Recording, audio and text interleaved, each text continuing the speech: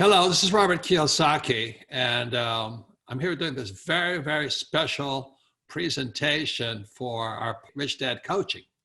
And the reason I'm doing this is because so many people are scared stiff or they're sitting at home. And while I feel horrible for if there is 20% unemployment coming up because of this coronavirus, it's horrible, because I've been broke. I've been home. Kim and I have been homeless. Kim and I've had no money, no income, no savings, nothing. But yet that was back in 1984, and it was the best thing that ever happened to us because we got smarter. We prepared for this time. So right now, instead of panicking, well, I just say I already panicked. I panicked back in 1984. So this is what you can do. And the most important thing you can do is your most important asset is your mind. And the reason most people are in trouble financially is they went to school. They had people like my poor dad who said, go to school, get a job, work hard, save money, invest for a long-term, a well-diversified portfolio of stocks, bonds, mutual funds, ETFs, and get a pension. Well, that's the reason people are in trouble is they followed my poor dad's advice. So today we have a very important program for you, and the program is why this coronavirus, the problem with the coronavirus is going to accelerate a bigger problem. And the biggest problem coming down the pike now, it's upon us today, is this pension crisis. It's much, much bigger and more pervasive than the coronavirus. You see, we can heal ourselves, if we don't die, of course, from the coronavirus, but this pension crisis is going to wipe us all out. And it's a global problem, just much exactly like the coronavirus is a global problem. So I'm here to talk about my latest book. It's called Who Stole My Pension? And on the program with me is my co-author, Ted Siddell. Ted is a former SEC attorney, and he's seen the workings of this corruption in the pensions from the inside and out. He knows this stuff. He's the #1 whistleblower, and he takes on these big Wall Street firms who are ripping all of us off, just like they ripped us off back in 2008 with the subprime mortgage crisis. The problem with this pension crisis, it's attacking the old guys, just like coronavirus. If you're young, coronavirus hurts you, but not as bad as the old guys. This pension crisis is like the coronavirus. It's going to get the old guys bad. So I'm going to tell you about why it's worse than ever before. That, like I was just talking to another friend of mine. He said he was playing tennis in Waikiki, and he's a stock picker, and he goes, "Hey, what stock should I pick? What stock should I pick?" And he looks at him and says, "Hey, don't you know, this is not a time to be picking stocks." He says, "We're probably heading into a depression." And he agrees with me. The problem is our pension system. So anyway, it's a very important program. Most important is why you listen to this thing is maybe you be proactive and take action now rather than later. And I'll remind you, your greatest asset is your brain or your mind, if you have one. But your mind and your brain could also be your greatest liability, especially listen to my poor dad, which was go to school, get a job, save money, get out of debt, and get a pension. Those are the guys that are in trouble. So we have total of three, myself, Edward Ted Siddell, and we're going to bring you live and in person a person who has been screwed in the pension crisis. You see, if I had followed my poor dad's footsteps, I had to be screwed. Also, I would have been screwed because when I came back from the Vietnam War, I could have gone and flown for United Airlines as a pilot.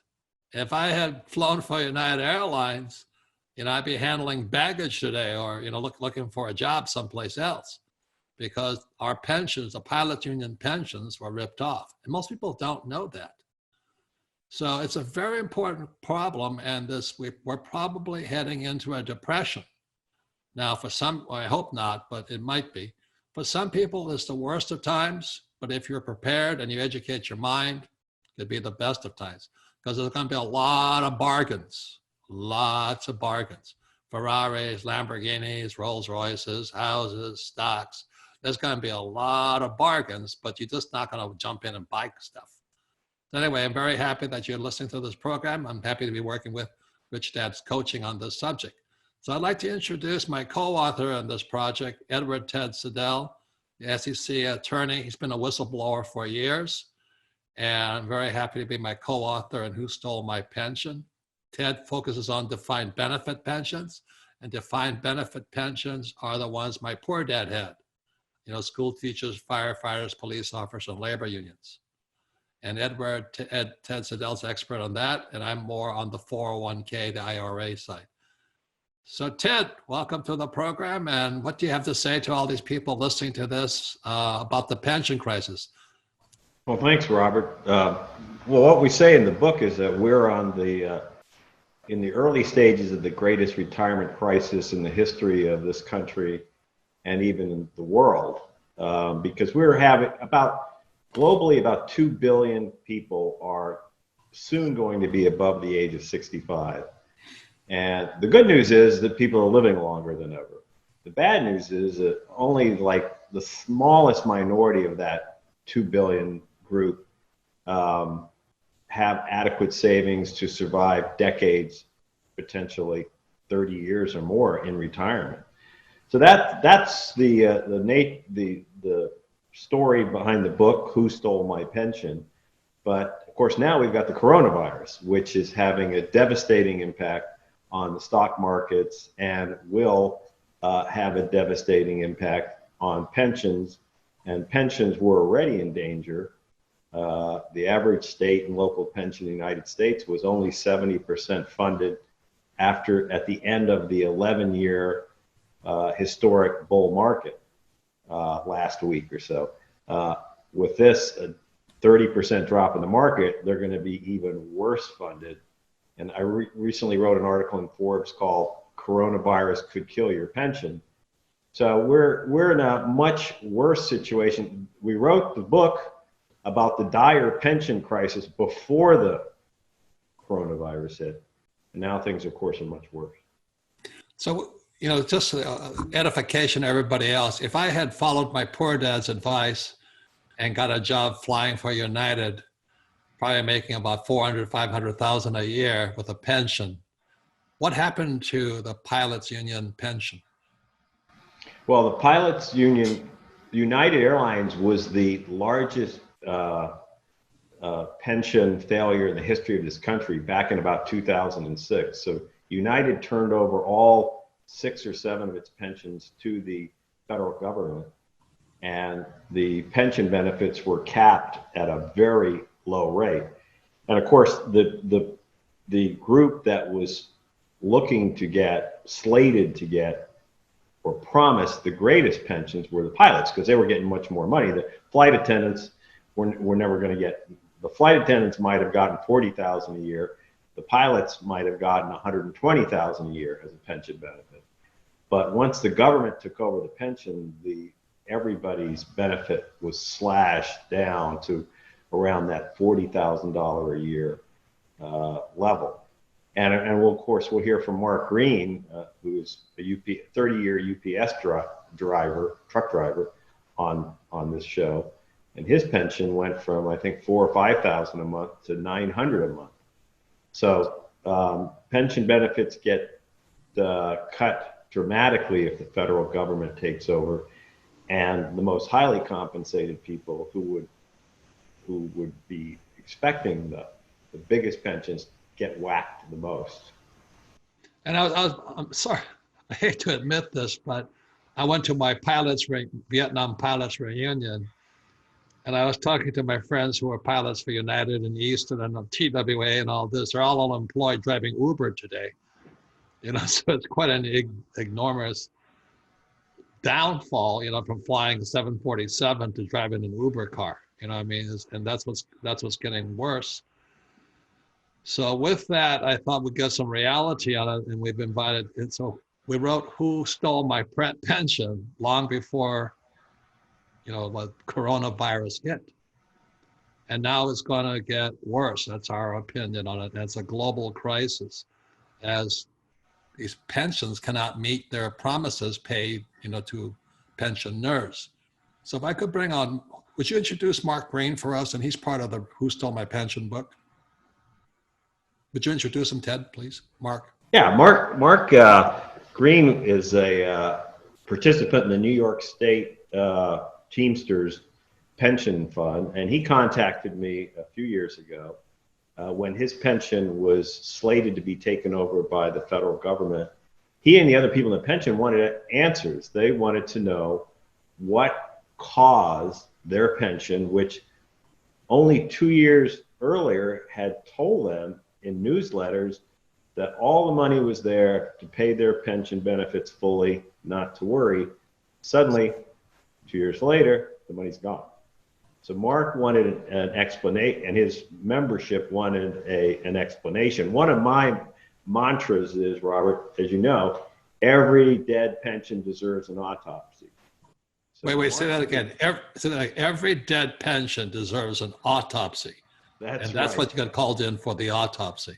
Yeah, so Mark and his group wanted answers. What caused this pension that was supposedly, fully funded within 2 years to suddenly run out of money? And so with that, let me introduce Mark Green, who is a 30-year UPS driver.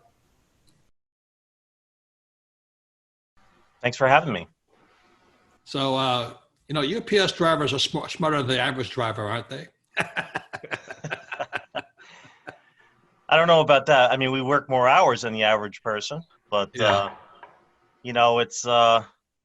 It's a distressing time. You compare it to the United Airline pilots, right? We're highly compensated. Yeah. We expected a higher pension because of the compensation level, and here we are, just a pittance of what we were promised. So it's a difficult time, and that's before coronavirus, right?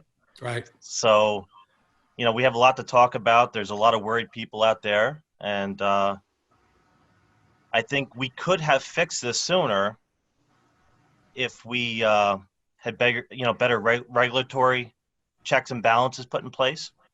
So, I mean, that's a part of the discussion we're having here with Ted and you and other people is what led us to this point. How could an employer who put in $500,000 on my behalf for my pension, right? That should be equivalent to $9,000 a month pension, right? So now I'm $900 a month. Isn't that something, right? What happened there? And that's before coronavirus. We were talking this subject matter a month ago or 2 months ago. So can you imagine where we are now, right? So I think that's ongoing discussion of what went wrong and how we're going to pick up the pieces after this. As the pension time bomb has exploded, we're waiting for everything to crumble right now. This is going to be the second Great Depression, as you said. I agree with you. So we're just going to have to figure out how we come together and use our minds to come out of this. That's Right. the best asset we have. So give us a little bit of your background. You're still a relatively young man and all this, but when did you start driving for UPS, and then what did they tell you? And then when did you realize that you've been lied to, or your pension was stolen? When did you realize that? So I started in 1989. The paperwork I received in the mail was you work for 30 years and you're out. That's an N out clause, they call it. Doesn't matter what your age was. I only committed to 30 years. So my 30 years was last year, right, in 2019. Right. I was supposed to leave with a $5,400 a month pension, and then I was going to run our family farm. That's where I'm supposed to be today, running our family farm. Where do you live? Upstate New York. Okay. Yeah. So in 2010, we started receiving letters in the mail that the pension fund was in trouble. We were 62% funded. A law had been passed requiring trustees of a multi-employer pension plan to put in place a funding improvement plan. We were supposed to be 84% funded within 10 years. Okay. So we're in 2020, right? And we are around 37% funded. Okay. So the funding improvement plan did not work. The guidelines set out in the funding improvement plan did not work. So all these people, all these workers like myself were taking pay cuts, wage deferrals, low accrual rates on future benefit promises for naught. So 2016 comes, just to backtrack just a little bit. They said, look, the funding improvement plan is not working. We have to take further cuts. That's when we said enough is enough. Okay, we have to get some intervention here. I found Ted, who's become a friend of mine, basically. I mean, Ted, right? We have hundreds of hours on this. And we said, what the hell is going on here, basically? They've promised us our fund was going to be 84% funded within 10 years. And here we are, 37% funded. We've given up all our wages from our take-home pay. And so we hired Ted to do a forensic investigation. And, we found some things that were disturbing. Long story short, we should have been 90% funded now. We could have withstood this coronavirus situation or an expected downturn in the markets like we all expect. Every 10 years is going to be a recession, right? We know that as investors, right? We cannot handle this fallout. This fund will not make it, that I'm part of, the New York State Teamster Fund. So we should have been 90% funded. We went into this crisis 40, 50% funded. And it's a shame. It's a disaster for us. And there's probably millions of other people out there experiencing this with us. So, well, that's why, Ted's a former SEC attorney, and I'll let him. So you guys raised some funds to hire him, and he came in and went after the UPS Teamster Union. So if I may ask Ted, when you came in, what did you find? Well, what I found was I put it in the title of my report, which was called Trifecta of Imprudence. And what I found was that as the pension was heading towards collapse, three things happened. Transparency plummeted. The fees they were paying to Wall Street skyrocketed. And the risks they were taking in the highest cost, highest risk investments ever devised by Wall Street increased dramatically. So three things happened, all of which made the problem much worse.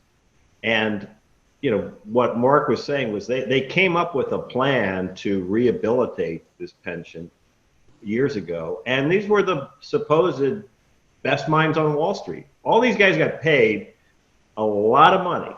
And every time, one of the things I always tell people is when I do a forensic investigation, there's never been a pension that failed that didn't have a room full of hired experts saying it wouldn't. So that's what Mark and who paid for those experts? Mark. The workers paid for those experts. Wall Street experts came in and said, we can fix this. And here's how we do it. Pay us more money, let us operate in secrecy, and let us go to Vegas gambling. And that's what they did. And the big gamble failed miserably. So now if we have a 30% fall in the market, I think Mark was saying the pension's only 30% funded now. So a 30% decline in the market will devastate, clean this fund out. So if I could ask Mark again, Mark, when you guys, what did they say to you when they brought these experts in? I mean, did you smell a rat, or did you feel confident, or what was the process after they brought the experts from Wall Street in? So in 2010, we formed a committee. We were not a legal entity at that point, like a nonprofit, but we formed our own committees. I would love to read out of a newsletter what they wrote. We got famous from day one, our group, because they sent us out to the news, to 34,000 families, this newsletter, and they didn't mention us by name, but they mentioned us as sort of troublemakers. It said, while the New York State Fund faces these challenges, there are some who set it as an opportunity to criticize the fund or for their own purposes try to scare participants. This is unfortunate and misguided. Now, that was in 2013. That was us. That was my group in 2013. We were trying to warn people, set up town hall meetings that what they're telling us is a bunch of BS. Okay? We knew that the fund needed 14% investment return just at break even. So in other words, they were paying out $280 million in benefits, taking in maybe $100 million in contributions. That's a shortfall of a lot of money. So we needed 14%, but they were telling people, hey, we're going to hit 14% year after year after year for the next 20 years. We knew that was BS. Okay? We knew the actuaries were setting assumptions way too high, 8.5%, which is off the charts ridiculous. Who can hit 8.5% every single year, right? And that's when the real fight began. And I think we were 3 years into that, or 4 years into that, and we hired Ted. And we sent that trifecta of imprudence, our investigation, to the Treasury, the U.S. Department of Treasury, who had to authorize the cuts in upstate New York. They didn't seem to care too much, honestly. They just said, well, we have no money in Treasury to bail you out. There was no legislation to bail you out, and we're just going to roll what the trustees say, and we have to cut benefits by 30 to 50%. Okay? So I'm just telling the audience right now, I'll tell you, Rob, we're not done with this. Okay?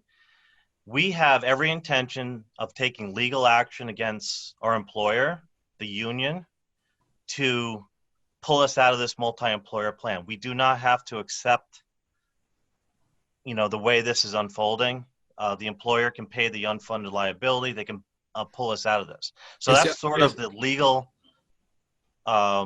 angle we're going to take right now. And we've notified UPS that we're going to take legal action to pull ourselves out of this plan. But 10 years is long enough. That's the bottom line. 10 years of fighting this is long enough. They've had 10 years to pull this fund around. And we do not want to be part of a mismanaged pension plan any longer. So there you go. We'll have to see what happens with the coronavirus and all this other stuff. But we have challenges ahead, right? So Ted, thank you, Mark. But by the way, Mark, how many members are in your union? In the union, that's part of the New York State Teamsters pension plan, 34,000. So Ted, first of all, as we wrote about it, who stole my pension, this is a global crisis, right? And that's what you found out because this is what you do. Yeah, it's a global crisis. And it's, one of the things that when I was researching part of the book was I was surprised to learn that we are not even, the United States is not even at the top, on the top 25 list of countries with the greatest elderly population. So there are other countries like Japan and Italy and Australia and most of Europe have much greater elderly population than we do here in the United States, which of course will also impact the coronavirus issue because there's so many more elderly people over there.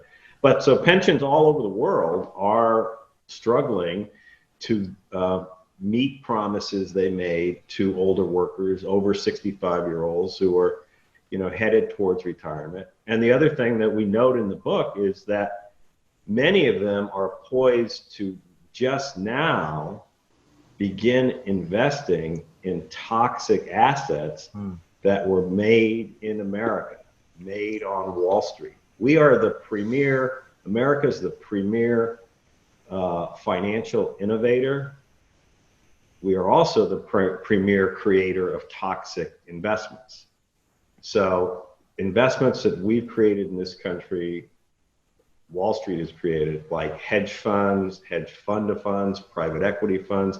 These are all high risk, high cost, highly secretive investments. They are now, for the first time, being bought up by the Japanese, Australians. And so these toxic investments that have proven to be so devastating to struggling American pensions that were sold to American pensions as being the solution to their underfunding are now being bought overseas, and it's going to be bad. It's going to be an bad outcome for all these overseas pensions as well. For the world, you know.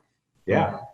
So as we say on the back cover, Who Stole My Pension? What's America's #1 export? And it's toxic assets, all these pensions. It's the same thing that brought down the stock market or the real estate market in 2007, 2008. It was things called derivatives. And what Buffett calls weapons of financial mass destruction, we're still producing them. And when we add coronavirus to this whole thing,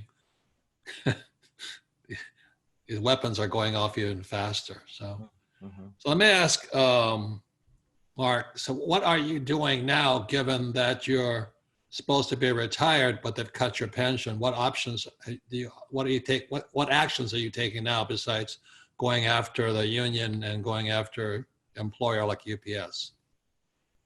So this is a changing game. It's all evolving. We were put in lockdown in New York State. Well, this is for the coronavirus. Because of the coronavirus, yeah. There's a lot of people panicking.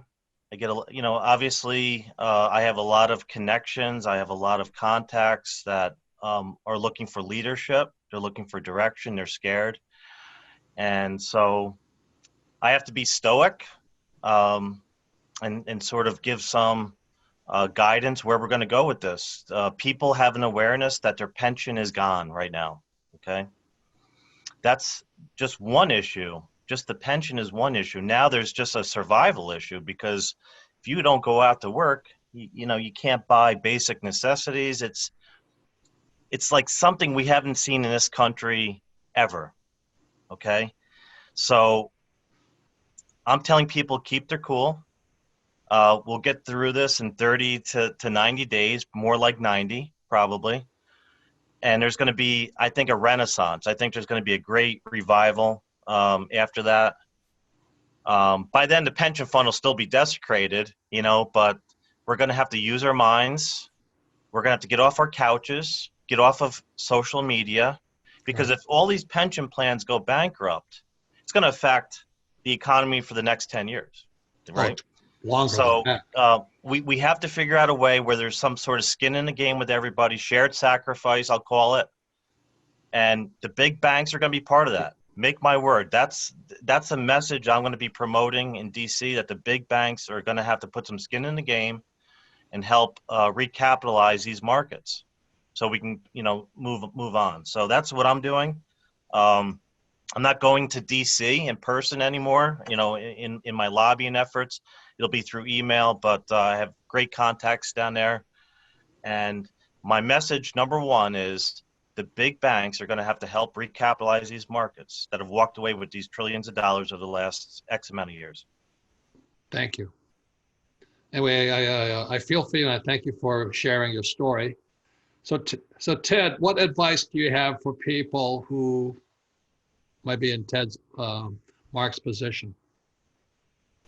Well, again, I get back to that mantra that every dead or dying pension deserves an autopsy. And so if in the last 11 years, the greatest bull market in history, pensions benefits were not increased, pensions did not become more solvent, it is extremely likely that in the near future, as pensions lose a lot of money in the stock market, that there will be additional benefit cuts. By the way, since the 2008 recession, half of all state and local pensions in the United States have cut benefits, even during the greatest bull market in history. So now that we're looking at pensions and the market taking a huge hit, there's going to be further benefit cuts. But what I would tell people is to get prepared and start looking closely at your pension now, because guaranteed there's going to be bad news in the next year or two as the returns start coming in. So we talk about in the book, if you can, go to meetings of your pension board, look at the financial statements, look at the performance reports. One of the things we talk about in the book, Who Stole My Pension, is every pension lies about its investment performance. Every pension claims to be above average. Well, just watch what happens post-coronavirus. Every one of these damn pensions is going to claim they did just great. So we lay out the common ruses, lies that these pensions make, and scams that Wall Street perpetrates on pensions, how they loot pensions. So this is the stuff you need to know now, because you're about to hear about some of the greatest lies ever told in the next year, as these pensions try to explain why losing 30% was really good. Okay? And you're going to hear, and all the fees, they say, well, we paid massive fees to Wall Street, the highest fees we ever paid in our lives, but we lost 30%, and that's just terrific. Couldn't have gone better. So that's what I'd say is read the book now, because like state and local pensions generally work on a fiscal year basis. So after June 30th, reports will start coming out about how these pensions have done. So get ready now for a battle you're going to be fighting soon, because it's inevitable that if pensions did terribly in the biggest bull market in history, in the greatest depression or recession of the last, 10, 15 years, they'll do even worse. So, and you specialize in defined benefits and unions and those types of plans. How does somebody hire somebody like you to so-called represent them? I mean, what do you recommend? Well, what we've done in the past is we've done investigations that have been crowdfunded over the internet, where each participant in the pension maybe contributes $50 to $100. So it can be done through crowdfunding over the internet, or in Mark's case, there was a group already formed that was communicating with each other. Some of these groups are on Facebook. So it can be crowdfunded over the internet, or it can be funded through word of mouth, through organizations like Mark's organization for his pension. But the funny thing is, didn't Facebook ban you? Yeah. Why is Facebook against you, or the book? I don't know. They never provided an explanation. But one of the things I learned since we wrote the book was that there are hundreds, if not thousands, of Facebook groups dedicated to, let's say, retiree groups like AT&T retirees, IBM retirees, Caterpillar retirees.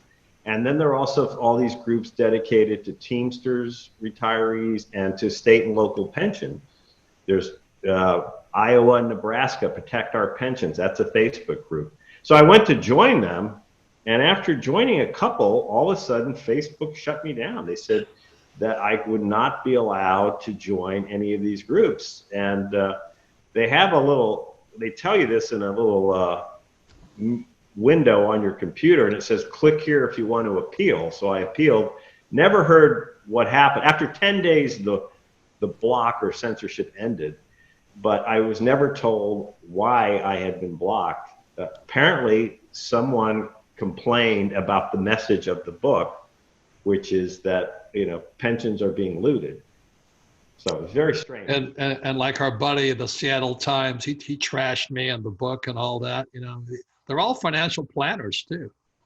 Yeah, I mean, and a lot of these Facebook groups, company management sneaks into the group, moles for the company. So it can be that people at the union or people at the company didn't like what was being talked about on these groups, and then they report it to Facebook, and Facebook, has some process that they respond by blocking people. So the last question is this: the stock market is a stock market. It funds both defined benefits, teaches firefighters and police officers and unions, but it also funds 401ks. Are 401ks and IRAs, are they safe? Are they any better off?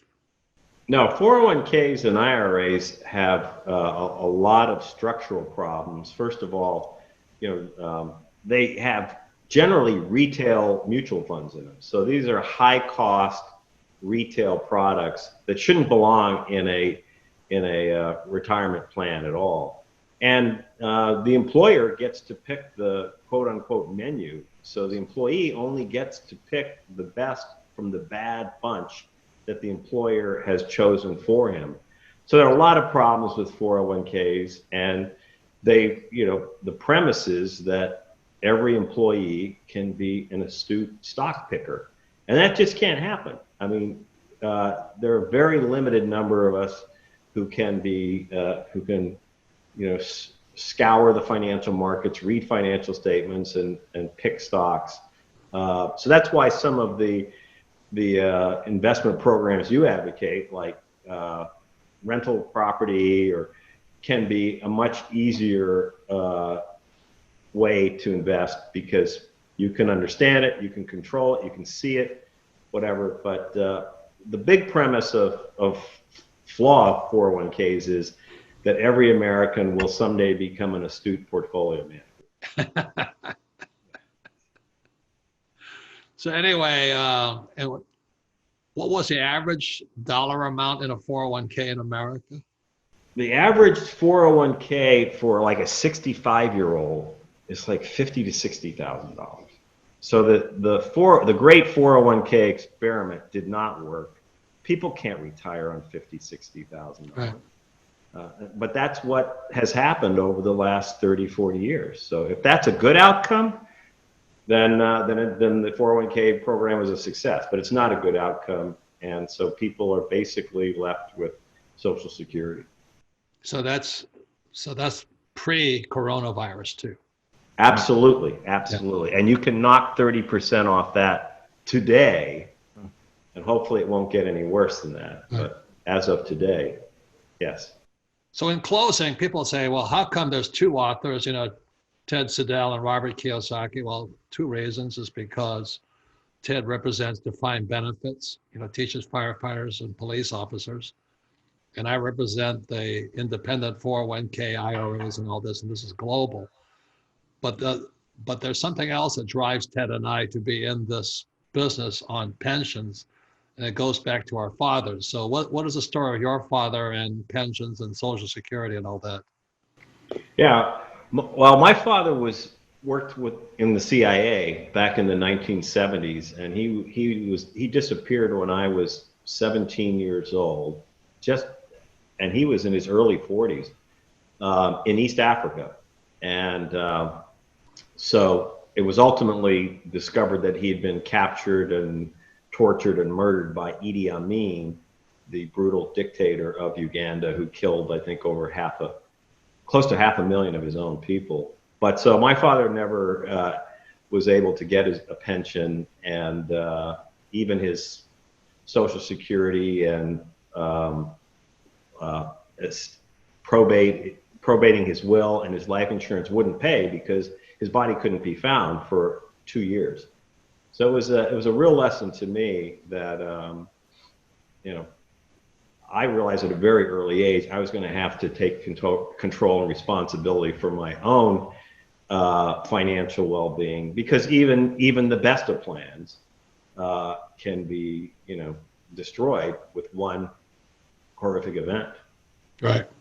And for those who have read Rich Dad Poor Dad, my story is when I came back from Vietnam in '73, my poor dad, PhD and all this, was unemployed, and he didn't have a pension, no paycheck, and although a PhD, he wasn't prepared for the real world, and yet he kept telling me to go back to school and then get my master's, my PhD, and then fly for the airlines for United, which thank God I didn't, because I'd be driving Uber with my fellow squadron mates. But one of the reasons I took my own financial retirement into my own hands was simply I don't trust the government. I don't trust them. And I don't trust Wall Street. And I don't have a pension. My wife and I don't have pensions, and we invest in our financial education. So really, that's why Ted and I are co-authors in this book called Who Stole My Pension? So in closing, I want to thank Mark Green, for telling his real life story. It's going on today, not in the past. And all of you, I want to thank Rich Dad's Coaching for supporting this, because your greatest asset is your brain. But if you went to school, they told you to give your money to Wall Street or the banks, or save money into printing money. I mean, that makes no sense at all. So I would say this much: your greatest asset is your brain, your mind, and your time, what you do with your time. But your brain and your mind and your time are your biggest liability if you're just sitting at home hoping coronavirus clears up, because there's a bigger crisis coming right on the heels of coronavirus, and that's our global pension crisis. So I thank you all. Thank you, Ted. Thank you, Mark. And thank you, Rich Dad's Coaching, for helping support this program. Thank you. Thank you.